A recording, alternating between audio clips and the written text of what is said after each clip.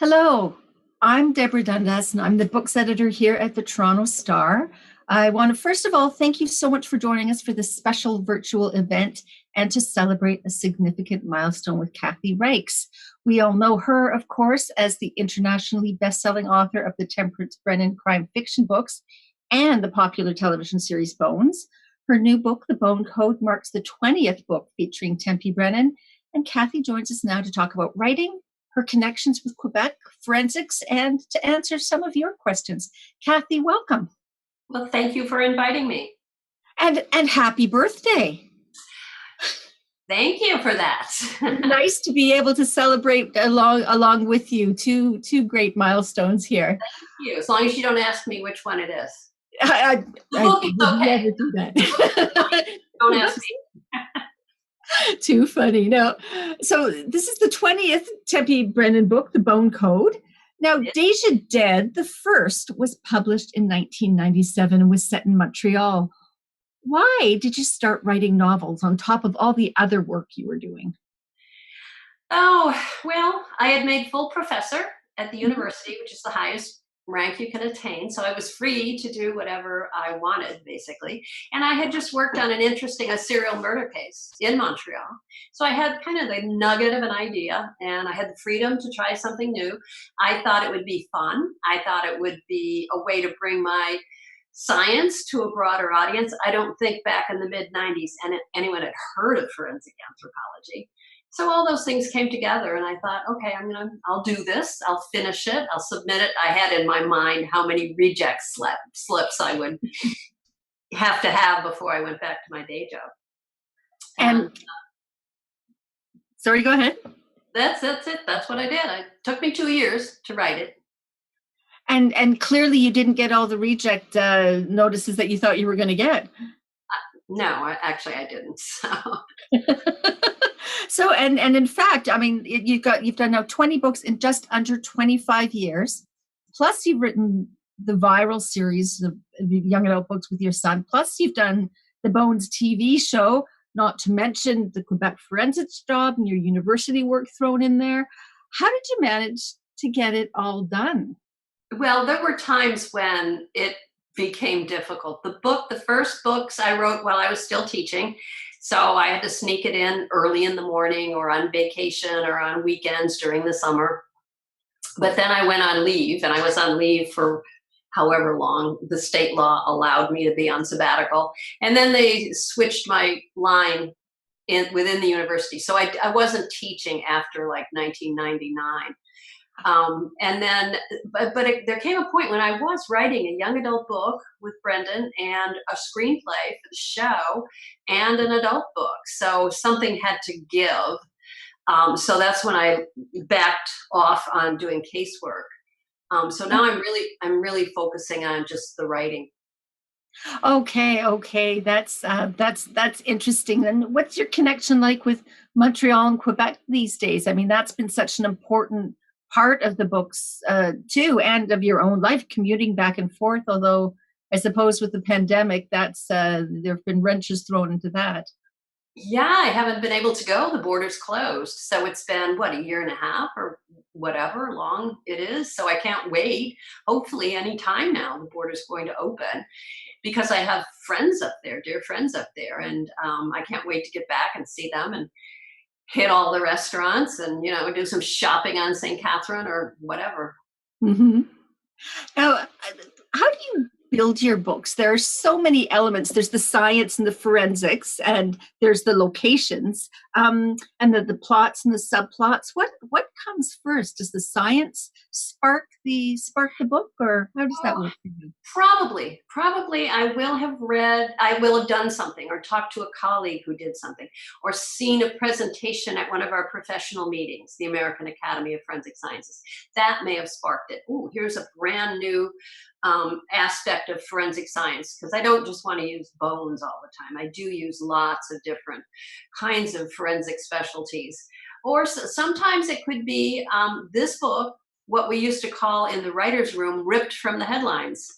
I read a little story about a Chinese physician who against all ethical agreements among genetic scientists, went ahead and used our knowledge of the human genome and CRISPR, a tool which gives us the ability to modify an individual's genome. And he went ahead and he made it what we'd call a designer baby. He modified their genomes. And I thought that he went to jail for it, but I thought that's interesting. What if someone did that for nefarious reasons? So that was kind of the core idea that gave rise to the bone code. And then also in the Bone Code, though, I was surprised at how prescient the whole thing was. I mean, there was that, but there was also dealing with viruses, and the pandemic was in it, having to use masks and all the rest. How Yeah. did you get it so right and so Well, timely? I started the book over 2 years ago because it takes a year to write it and then it's a year in production. So it was way before, COVID reared its ugly head. So I'm not sure. I'm always looking for things. Again, I saw an article about a man who caught capnocytophagia from his pet, his dog. And I thought, well, that's a scary thing. That's something that I'm looking for things like, that'll scare people too, because they're thrillers. I thought, well, that's scary if you don't know if you're susceptible to your, little kitten or your little puppy. So they start as bits and pieces of ideas of what's the crime going to be, what's the science going to be that I'm going to use to solve the crime. Because basically they're good old murder mysteries, but the solution is driven by science. Then I think about a setting. Do I want to put it in the Carolinas? Do I want to put it, up in Quebec? Do I want to put it in Yellowknife? She gets around, this old girl. She's been to Hawaii, she's been to Israel, she's been to Guatemala. So then all those bits and pieces come together, and I start an outline. I'm not a big outliner. I'm more of a pantser than a plotter. And then I just start writing. Now, she doesn't seem to age a whole heck of a lot. She certainly hasn't aged lots over the last 20 years. Is that a decision you made consciously to keep her around the same age? What drives a decision like that? Yeah, and I think every author of a continuing character series has to address that. Do you age your character in real time? Some authors have chosen to do that. Or do you not age her or him at all? Some authors have chosen to do that. I'm kind of a middle ground. I've certainly not aged her in real time. I think of the books as if I set one in the spring, the next one will be in the summer, the next one will be in the fall. So maybe, there's months have gone by rather than years between these books. So she's aged a little, but not a whole lot. And I've been pretty vague about her age anyway. So yeah, she's just kind of in the middle there somewhere along the line. Yeah, we know she's north at 40, but not specifically how far north. Well, that's a good thing. We can make her whatever we want her to be. It's nice to be able to have that sort of inspiration, right? Yes. Now, the Bone Show, it's been 20 books plus the Bone Show. How did writing for television affect the books and vice versa? It really didn't. And I think there's book Tempe and TV Tempe, and they differ. TV Tempe is younger. She's more socially awkward. She's not very polished. She's working in Washington, D.C., as compared to book Tempe, who's in the Carolinas and Quebec, and she's a bit older, etc. I like the fact that they're different because I can write the books, I can do my book Tempe, and I'm not really impacted by TV Tempe. She's doing her thing. When readers early on in seasons 1 or 2 would say, well, why is it different? I'd say, well, just think of it as a prequel. Think of the show as Tempe the earlier years. And people seem to be able to deal with, some things you have to just accept, and they're different. She gets married on TV and she has 2 kids.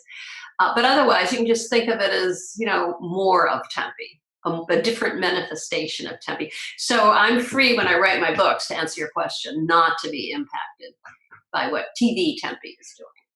That's wonderful to be able to sort of do that in 2 separate ways. It must allow you so much creative outlet and creative freedom. But it must also, I mean, that's a lot of ideas to have to come up with the ideas for the shows and the ideas for, for the books, the cases. Do you find it difficult to keep fresh? Well, now keep in mind that we did 246 episodes. We're the longest running scripted drama in the history of Fox. But we had a staff of wonderful writers, and each episode is written by a different person. So I wrote some episodes, but I certainly didn't write all 246, and I certainly didn't come up with all those 246 different ideas. So I really have to credit our staff writers and our, not ad hoc. What's the term for it? Our part-time writers also. Now, how involved were you in the shows? I was very involved. I read every script. I was a producer. Mainly, I worked with the writers if they had questions about science, or when I read the script, if I saw something that I didn't think was really totally plausible, I'd give notes on that. And then when I wrote episodes, you have to be present. First of all, to break what's called breaking the story. You do that collectively in the writer's room. You just brainstorm ideas for a week or two. Then you're sent to script once your outline is approved. And then when they shoot your episode, you have to be on set for us, it was 2 weeks per episode. So I was very involved. I wasn't there constantly, of course, but I was very involved. And they would send me each script electronically, and I could read it on my end. Now, that's a very collaborative process where writing your books is presumably very individual. What are what do you like and dislike about both of those ways of writing? Well, I like both. I found it very stimulating to be, when you were breaking a story and you were sitting around the table with 7 other writers and everyone was just throwing out ideas. And that was terrific. I loved it. Or if you got stuck on a plot point, they were right there. I could interact with them. Whereas on a day-to-day basis, when I write the books, it's just the classic image of the lone writer sitting at the keyboard. That's what I've been doing, all day today when I have a break, is I'm just sitting here looking at my monitor, hammering out book 22. So I like both. I like the peace and solitude to write, but I also did love the collaborative experience. Now, you were saying you're teaching less and doing less of the forensics work, but and you're writing more, but the discipline that you learned when you were doing so much, has that followed into this phase of your writing life as well? It has, and it's come in very handy lately because I just signed a new contract for 2 more books in April, and I thought my deadline would be the following April, and then I was told, no, it's November. Oh, no. So I have a very compressed schedule to produce book 22. So I'm at my beach house as I speak to you on a barrier island off Charleston, South Carolina.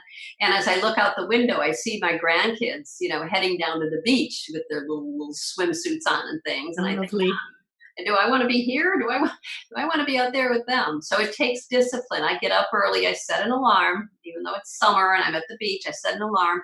I get up and I write until about 1 o'clock, and then break and join the family, whatever they're doing. Mm-hmm. Oh, well, that sounds like a nice pace, actually. Yeah, it's good.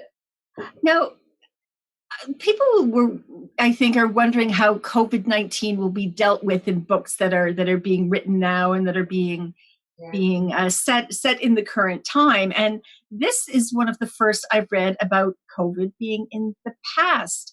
How did you approach dealing with the pandemic? Because you said that you started this 2 years ago. Did you go back and write it in? How did you work it in? I did, and I make mention of COVID, and it's clear that it's a post-pandemic time frame in which this story takes place. But that was inserted later because at the point at which I handed the manuscript to my editor, we hadn't seen COVID yet. So we both agreed that, probably we should go back and recognize that the COVID pandemic had taken place, especially given that it's such a similar topical area. Absolutely. Yeah. But I think every author will have to address that question also is, do you recognize it? Do you ignore it? Do you don't have to mention it, I suppose. I don't recall many books that I've read, set in the early part of the century that necessarily mentions, the 1918 flu pandemic. So, it's you can work around it, I suppose. Yeah. Now, one of the things that strikes me about the books too, and in the series is the humor. And I got a little giggle as I was reading the Bone Code when Anne, Tempe's best friend, she was on the phone with Tempe, and she said, "Oh, I'm just watching an old episode of Bones," and I thought that was quite funny. Why is humor and those sorts of references so important to you in writing these books?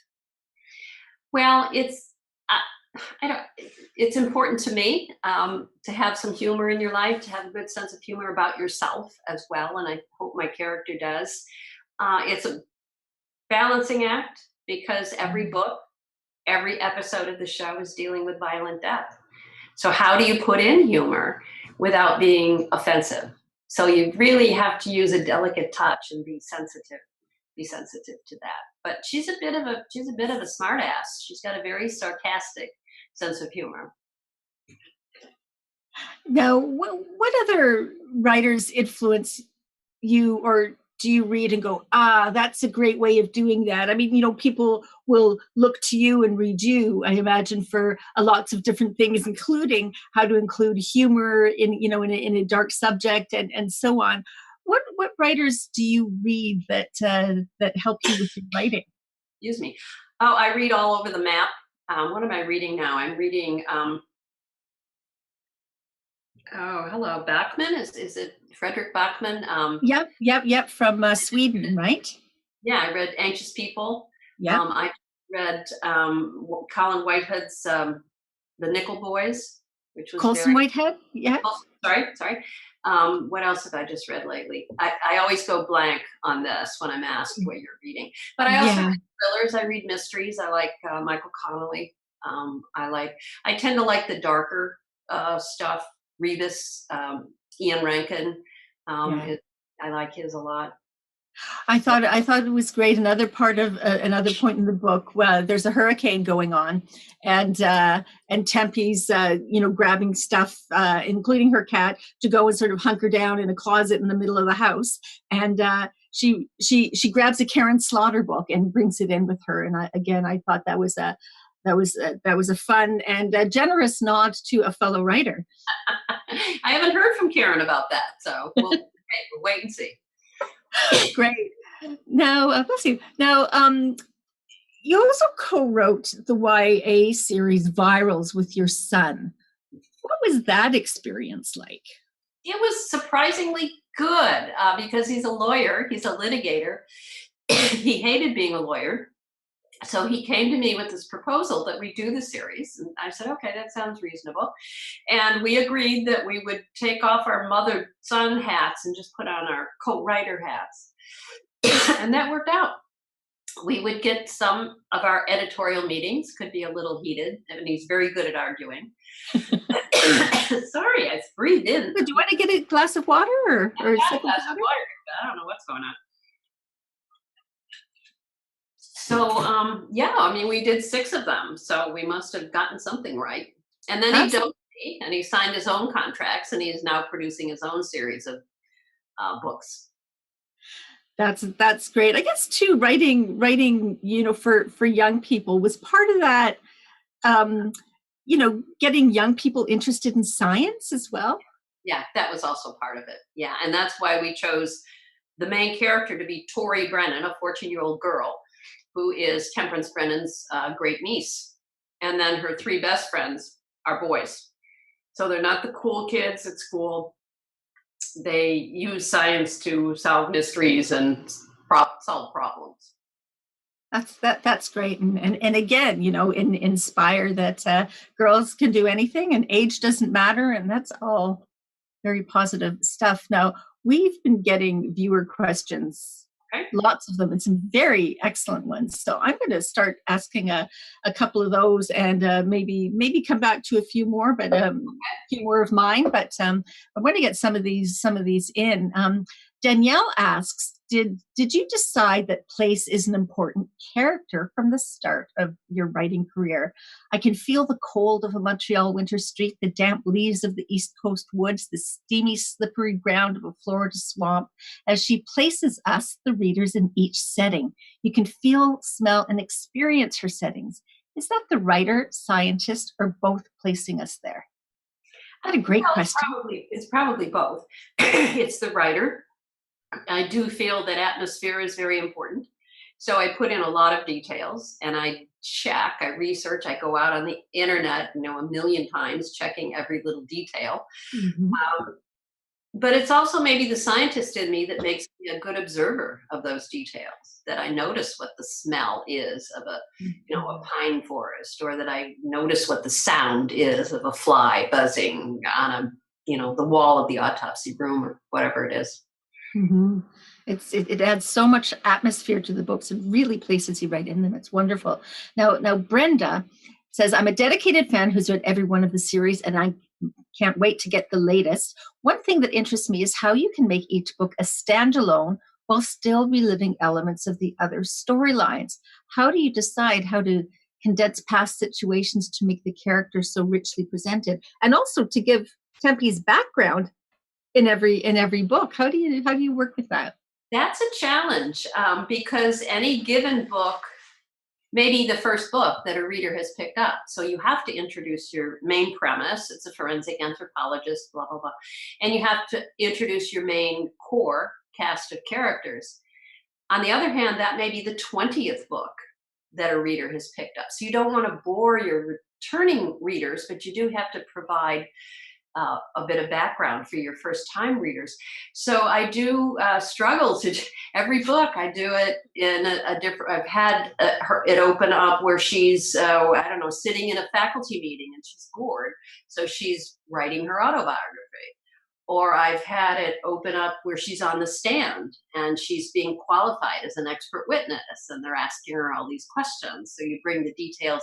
You don't want to just do it in I don't want to just do it in narrative. So you do Mhm. have to think of ways to do that, to give enough to the new reader, but not turn off the returning reader.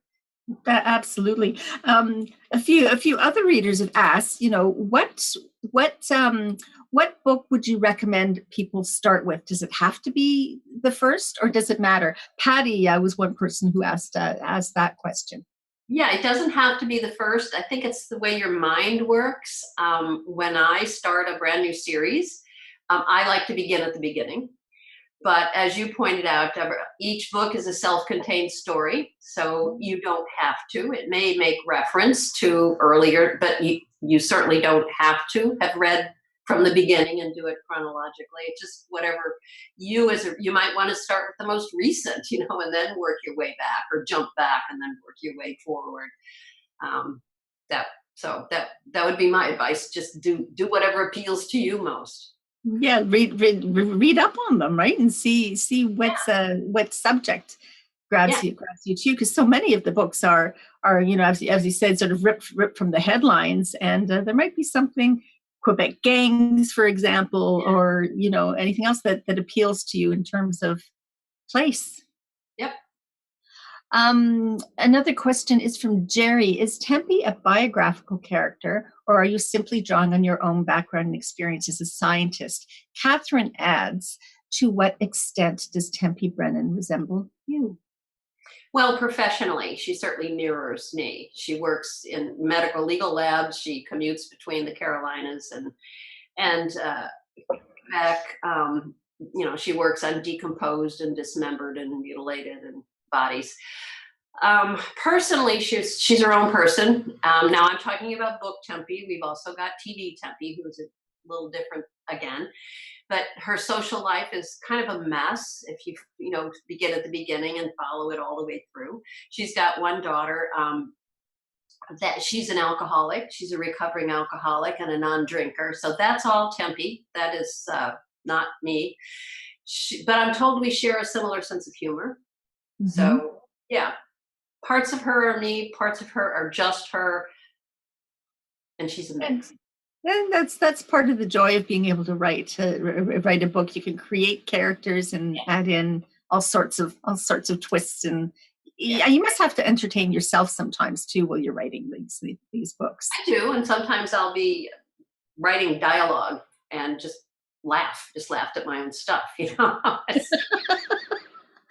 Nobody else does, I do. Well, I think we all do actually. So, now Susan asks, why did you stop? I don't think this is quite right, but why did you stop setting parts of your novels in Quebec? The first few novels had Tempe going back and forth, and the stories had a distinct Canadian overtones, like the biker gang wars and the cult of the Temple Solaire. Then this aspect of the novels gradually faded away. As one of you Canadian fans, I must say that I missed this in the book. So it's what drew me to them in the first place. Yeah, I chose Montreal for my first novel because I was completely ignorant of what publishers often say is that a Canadian setting won't sell. I think Montreal is a wonderful city. I love it. I thought it would be exotic enough for American readers and yet comfortable enough because geographically it's close. It's right there. So that's why I chose it for the first book. I was told when my publisher received the manuscript and saw that it was a Canadian setting, they kind of went, "Oh, I don't know." And then after they read it, they said, "This is fantastic. We love it. Don't change anything." And when I started the second book, I said, "Do you want me to have this one, move it south of the border?" They said, "Absolutely not. Keep it in Montreal." So I've kept Montreal a very active element throughout the series. There are a few that do not go there, I think. But she has this relationship with Andrew Ryan. So she's got Mhm. this ongoing tie to Montreal. And she does do the forensic work for the whole province, which is what I did for decades. Mhm. So she's certainly up there in this new book, in the Bone Cup. Absolutely. Now, somebody, Steve, asked, how did you come to consult with the Quebec police? And do you feel there are differences in crime investigation approaches between Canada and the U.S.? I came to work there. I went to Montreal initially on what's called National Faculty Exchange, NFE, where a professor from one institution changes places with a professor from another institution for a year. And so I went to teach there because I had just I had just taken a course in French 101. And this thing Mhm. about the NFE came across in a faculty meeting, and there was a gentleman at Concordia University who wanted to come to my UNC Charlotte. So I thought, may we? I speak parle français. So I applied and I got it, and I went up there. And while I was working, teaching both at Concordia and McGill, the forensic lab, was looking for a forensic anthropologist who could speak in French. So again, I said, may we, c'est moi. So that's when I started. And then at the end of that year, when I returned to the Carolinas, we just struck up this arrangement whereby I could, go back and forth every 6 weeks or so. I Amazing. And don't see a lot of difference in approaches to crime solving in both countries. I see some differences in the type of crimes. We certainly have a higher incidence of gunshot, you know, homicides down here than in Canada. But Canadians think of other creative ways to stab and bludgeon each other. So so not it quite. all works out. Now, was your French as good as you thought it was? It was not, and especially when I encountered Quebecois French, it took me a while to.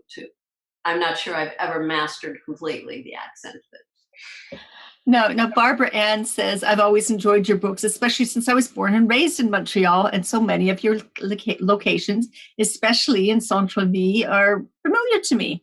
I'm curious to know, however, how readers in places like North Carolina, to whom Quebec might be another planet, respond to characters speaking French and visiting places with French names. She says, thank you, and say hello to Birdie. oh, Bertie the cat. Yeah, he doesn't speak French. Well, maybe he spoke a little French. Um, yeah, I have to be careful to anytime I use French, explain it. And you don't want to just say he said this. Again, thinking of clever ways in the response or whatever to translate what I put there in French. And I just use very short, other than actual place names and people's names, I use very little dialogue that's actually in French. And if I do, as I said, I immediately make it clear what's been said. Mhm. Now, there was no name with this question, but it touches on, a very raw story, and discoveries that are happening, or revelations that are happening now, and that's the remains of children buried at residential schools. And this person asks, how can modern forensics be used to identify those children? Yeah, I would think that's totally going to fall into the bailiwick of forensic anthropologists, because should remains be discovered, they're going to be skeletonized, I would think, and you're going to need someone with a specialty in bones, not only to find graves, if there are graves, to locate them, and that's one of the things forensic anthropologists do, but also then to analyze those little bones once they're recovered. Hmm. Now, Sylvia says, as a pathologist and someone who at one time was a student, do you think we should be encouraged to donate our bodies to science after we die? One of my friends made this decision, and I'm not sure if I can make that decision. What are your thoughts? I think again, it's entirely up to the individual. In my case, I'm good with that. Do with it what you want. I'm done with it. At that point, Yeah. not everyone is comfortable with that, and I think you can also specify if you don't want it to go to potentially irreverent medical school students for just human anatomy dissection. I think you can specify, you can send it to the body farm, for example, where they might use it for researching decomposition, or specify that it goes in particular areas of medical research. But if you're not comfortable with it, then don't do it. Yeah. And Marie asks, I would like to ask Kathy, what are the chances of a Bones reunion, perhaps as a movie? Oh, that would be great fun. We have talked about it casually. One of the good problems is everyone's working. David is doing a show for CBS called The SEAL Team. Mhm. Emily's been on a show called Animal Kingdom, and she's now got something else going on. So Michaela, they've all moved on, and they're doing. Tamara's doing organized crime. I think something organized crime. Yeah, so it's a possibility. I wouldn't say it's absolutely out of the question, but it would take some maneuvering in order to get everyone together. Now, PJ here says, how did you react to the TV choice of making the male lead an FBI agent instead of a Montreal detective? Well, we wanted to set the show in DC. Yeah. And part of the reason for choosing DC is it would be an opportunity for an FBI agent, because that's federal. So he would Yeah. only be called in, usually be called in for federal, for military bases or Native American reserves, or, things that fell under federal jurisdiction like Washington, D.C. So it just seemed like a good fit to put it there and to put him there. Uh, David was, I mean, that's was really just a creative decision that was made for settings. Washington was not being used at the time, except maybe what was the other show that was about to end? House of Cards, I think, or something was about Mhm. to end, and so Washington was kind of wide open for us. So, Okay, so it was a good fit at the time. Do you have a favorite character from the TV series besides Dr. Brennan? no, gosh, I'll say T.J. Tyne, who played Jack Hodgins, is the world's best hugger. I mean, he can fantastic bear hug. That's a good talent to have, I think. Now, Giovanna asks, do the forensics, I guess, departments, organizations still call you for advice or input on new cases? Are you still active? Occasionally. Okay. Yeah, I think the word's gotten out that I've pretty much retired from that, but occasionally. And then what I'll do is I'll refer it to a colleague who is board certified, because that's important in whatever geographic locale the call is coming from. And I think that is it for our reader questions. I wanted to ask you one or two more about what you're working on now. Now, we spoke a couple of weeks ago and we were talking about your 21st book, and now you're writing your 22nd book. No, I'm working on the 21st. I'm working on the 21st. The tentative title is Cold, Cold Bones. When I get about 2/3 through, usually I start thinking about the next book. So I'm not there yet. So Okay, that's good. But and that's going to come out. Well, you said the deadline's November, so that's going to come out next year. yeah, next And summer. then Yeah. and then you've got the con. Sorry? I've got a short story coming out sometime late fall, early winter, in a volume called Birds of Prey. The International Thriller Writers Association does not charge dues to its members. So the way we make money is the writers, some writers, will, for free, write short stories. They're edited into an anthology, and then we sell that. So this one is called Birds of Prey. So each of the short stories has to do with a bird of prey. My story is called Owl, and it's edited by Harlan Coben's doing this one, I think.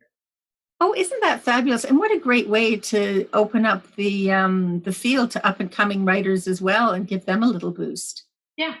Yeah. Do you do mentorship? Is there anyone you take under your wing, or do you have any that you would recommend?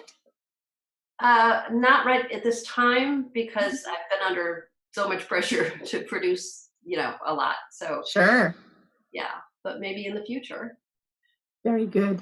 And one thing, what is your favorite Tempe Brennan book? Oh, I really like Bones to Ashes. That's the one that takes place partly in Nova Scotia and partly in Montreal, I think. That's always been hard to say why. I like that book. Very good. Well, Kathy, I think that takes us to the end of our time. I want to say thank you so much for your generosity with your answers, and for being with us, and to the readers for all their great questions. Great questions. Thank you so much. Have a good day, everybody. Have a good summer. Thanks, you too, and happy birthday. Enjoy. Thank you. Bye-bye. Bye-bye.